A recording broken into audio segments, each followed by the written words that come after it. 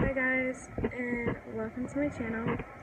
I'm not going to do the whole hey guys, welcome to my channel, the whole spiel, because I want to come on here and be real with y'all. I feel like I have to rant, and I'm not really the ranter, especially not on YouTube, but I feel like a lot of girls need to hear this as well as I need to tell myself this.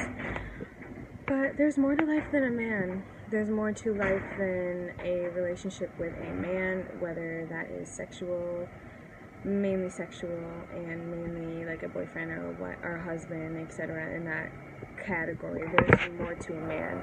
You know, there's friends, there's goals, there's dreams, there's you, there's meeting other people, there's doing other things besides being stuck up your boyfriend's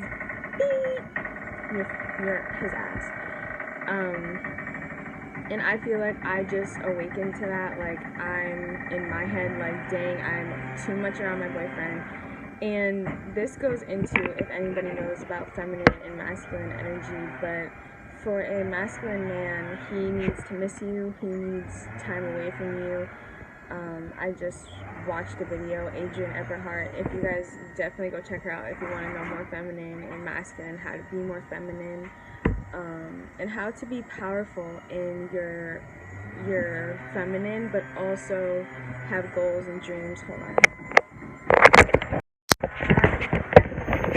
They're doing maintenance over here, so obviously it's loud. I am sorry about that, but yeah, so I feel like when you are always around a man, he tends to get lazy, and he tends to think that he has you, and he doesn't have to chase you anymore, and he doesn't have to pursue you, or make you feel special, or make you feel any other way. He's just there, and he knows that he has you, and that is not okay, ladies. We need to set boundaries. We need to have time for ourselves. We need to make more time for friends and things that we love. Because, like I said, there's more to life than a man. There's more to life than trying to please a man and trying to make a man feel like whatever the case may be. Make him feel like, you know, he has you in the bag. No, even when you guys are dating 2 years, 3 years in, you should always give him that chase, because that's what a man needs anyways. He needs that chase. And if you're not giving it to him, he's going to be lazy, and he's going to be complacent, and he's going to, you know, not really care. And I normally don't make videos like this because I am in a relationship and I do have to watch what I say, but girls and women out there need to hear this, because I think it is highly, highly, highly, highly important to realize that you have a life, and that life does not have to revolve around a man or a woman or anybody else. That's all I really have to say. I know it's like a super quick video, but the facts are there. Like, feminine is about receiving, and then if you are an anxious attachment, or you are just naturally anxious, it leads you to like pursue the man. Stop pursuing men. We have to stop pursuing men and allow the men to pursue us. And if that man thinks that you need to pursue him, he is in his feminine, and you need to boot it. If you want a masculine man, a true masculine energy man, you have to also work on your feminine. But if he is already in his feminine, it's a likelihood that he's probably not going to change unless he is a self-aware man. If he's a man who is, you know, knowledgeable about like having a self-awareness, and, you know, if he's just knowledgeable in that area of just like personal growth and personal development, then he's going, okay, like, because nobody's perfect, you know. We all have masculine and feminine energy in us, but one is more dominant. So the dominant in a feminine is supposed to be feminine energy, and then the masculine is supposed to have more dominant masculine energy. But that's not to say, you know, the naysayers or whatever, people who are probably watching this and they're probably like, oh, well, you know, no, we all have masculine and feminine energy within us, and I'm not sitting here saying that, you know, a woman can't be in her masculine, because she needs to be in her masculine at times to get things done. And then, you know, a masculine can be in his feminine to receive. You know, it's a balance, but predominantly, I have a vagina, I am a feminine. I should be operating more in my feminine energy, and then vice versa. Men have, down there, their private parts, and so they should be operating more in their masculine. And it can be so frustrating at times when it's opposite, but you're working your hardest to make it, a polarity relationship, a relationship where it's yin yang, black and white, sun and moon. It's difficult when, especially, you're learning patterns you're trying to break off generational curses, and you're trying to unlearn what you've learned about relationships, especially women who have grown up in single parent households where it was just the mother. And same with the men. A lot of these men have grown up with masculine mothers who have had a single home.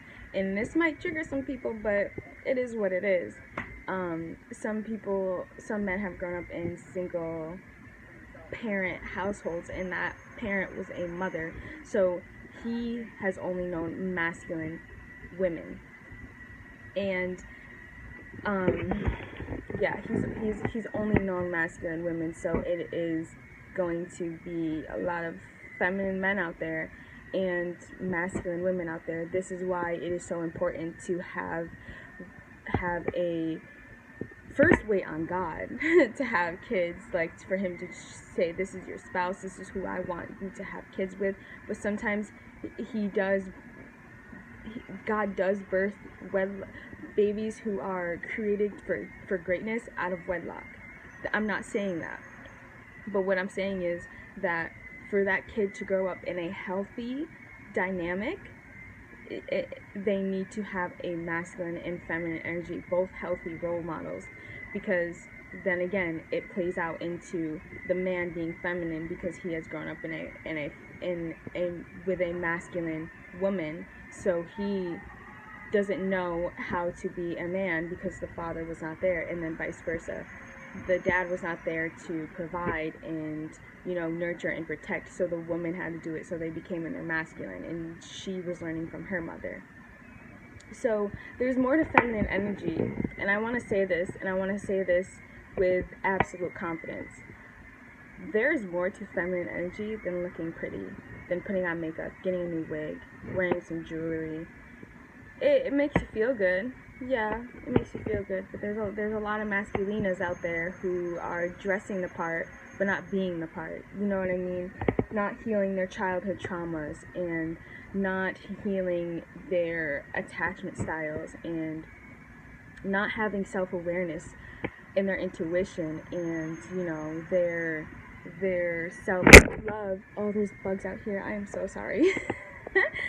But yeah, that is what true femininity is healing. It's healing. It's not just looking the part, dressing cute and, shaking your ass on TikTok and Instagram and whatever the case may be.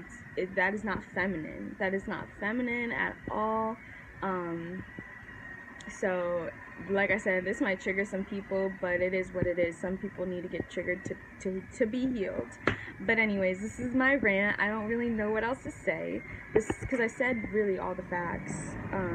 I really did say all the facts. I don't really know what else to say, except for heal your little girl and heal your inner boy, to be able to, so the next generation, because I noticed that like my mom's generation up until maybe like the early 2000s is when people started to, I don't even want to say early 2000s, I want to say like this generation now has been the most like self-aware in like parenting, and I love that because we're going to be raising more healthy people mental health awareness type of parents is what we need right now.